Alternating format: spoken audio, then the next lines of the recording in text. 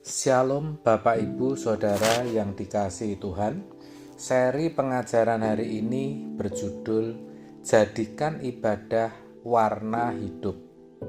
Saudara, selama ini banyak orang berpikir ada waktu atau saat beribadah dan ada waktu atau saat tidak beribadah atau ada di luar ibadah.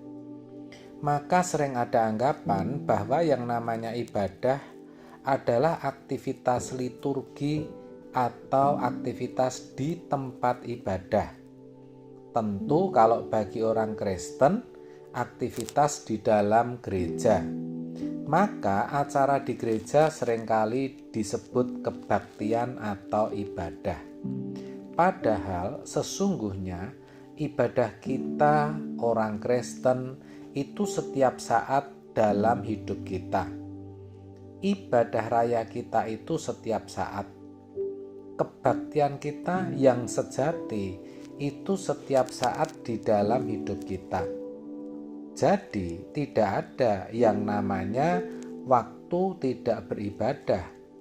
Karena setiap waktu sejatinya kita beribadah. Allah itu roh. Barang siapa menyembah Dia harus dalam roh dan kebenaran. Yohanes 4 ayat 24. Yang artinya kita harus hidup dalam persekutuan dengan Allah secara terus-menerus, tiada henti. Jadi di dalam praktek hidup kekristenan, sejatinya sepanjang waktu dalam hidup kita adalah waktu beribadah. Paulus berkata, baik kamu makan atau minum atau melakukan sesuatu yang lain, lakukanlah semua untuk kemuliaan Allah. 1 Korintus 10 ayat 31. Jadi sebenarnya kita tidak bisa berkata kalau hari Minggu adalah hari kebaktian, sedangkan hari yang lain tidak. Atau hari Minggu itu harinya Tuhan. Lah kalau begitu hari lainnya harinya siapa? Padahal sebenarnya setiap hari tentu adalah harinya Tuhan. Setiap waktu dalam hidup kita adalah waktunya Tuhan. Itulah sebabnya saudara, warna hidup kita setiap hari, setiap saat haruslah warna ibadah. Nah, pertanyaannya begini, warna ibadah itu seperti apa?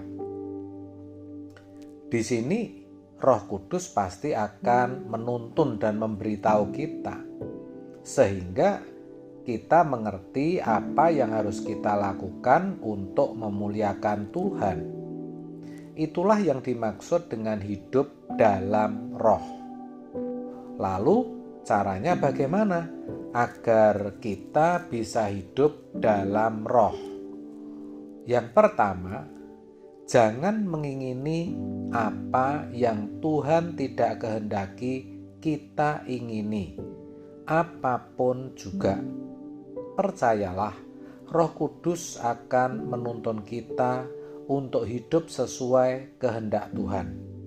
Semua dalam hidup ini terkait dengan aspek rumah tangga, ekonomi atau kesehatan, pekerjaan, semua jalani saja, pasti bisa kita lewati. 2. Jangan menggerakkan perasaan di mana Tuhan tidak ikut menikmati atau merasakannya. Jangan sampai perasaan kita hanyut untuk sesuatu yang tidak perlu kita hanyut di situ. Apapun. Jangan berduka untuk apa yang tidak boleh dan tidak perlu kita berduka. Jangan senang atas apa yang tidak perlu kita senang atau bahagia. Jangan susah atas apa yang tidak perlu kita susah. Kita harus belajar, saudara, untuk merdeka dan melepaskan diri dari setiap tali ikatan perasaan terhadap sesuatu, baik itu sesuatu yang menyenangkan atau sesuatu yang mendukakan. Hati kita harus benar-benar kita ikat dengan Tuhan saja.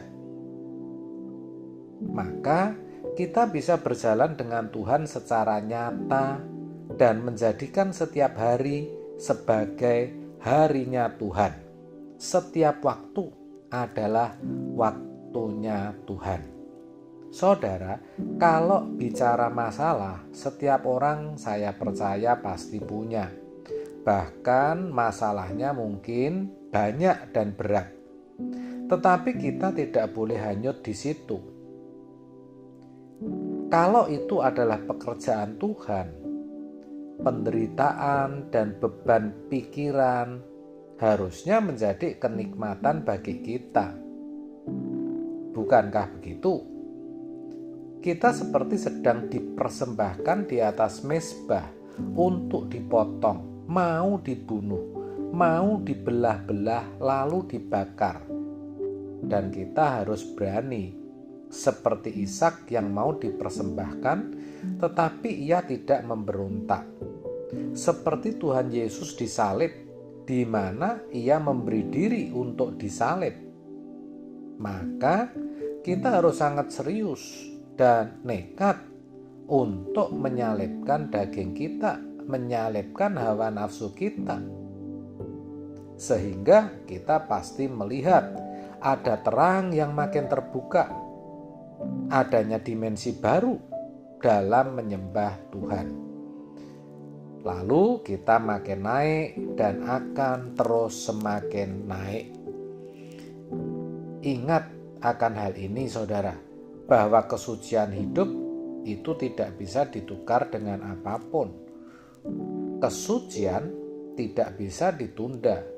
Kesucian kita hari ini pasti tidak sama dengan kesucian 3 hari, 5 hari yang lalu, apalagi sebulan atau 2 bulan yang lalu. Hari ini ya hari ini, dan setiap detiknya kita harus bertekad untuk menjaga kesucian. Oh, ini memang berat saudara. Tetapi kalau sudah masuk wilayah itu, pasti adalah suatu kehormatan. Itulah martabat kita sebagai anak-anak Allah. Sungguh suatu hal yang tidak terbayangkan ketika suatu hari kita ada di istana yang begitu megah dan mewah. Kita disambut oleh para malaikat. Sebagaimana kita kadang-kadang melihat kehidupan bangsawan di dunia yang begitu luar biasa. Tetapi itu tidak ada apa-apanya dibandingkan kemuliaan kerajaan surga. Jangan kita berpikir seperti gembel. Potongan kita boleh dipandang seperti gembel oleh manusia, namun mental kita harus mental bangsawan. Kenapa? Karena kita adalah anak-anak Allah. Amin. Tuhan Yesus memberkati.